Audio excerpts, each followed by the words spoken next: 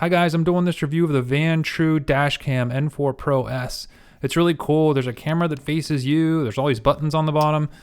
You open this side panel thing and you need a USB card, like one of those, the little ones, little tiny ones, micro something, SD maybe.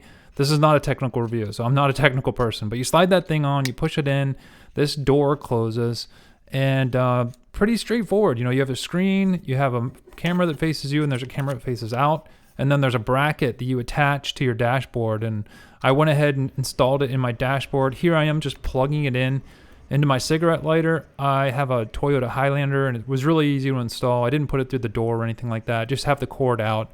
So then you plug it in and then you attach it to the windshield. It only turns on when your car is on, which is really nice.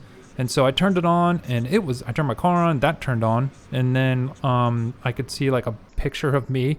So here's the image of me as I was turning it on and getting it going. And then right when I started using it, we're in our neighborhood and we get cut off. It happens all the time. This guy totally cut us off. And we live in Florida and we have roads like I-95. People are crazy drivers down here.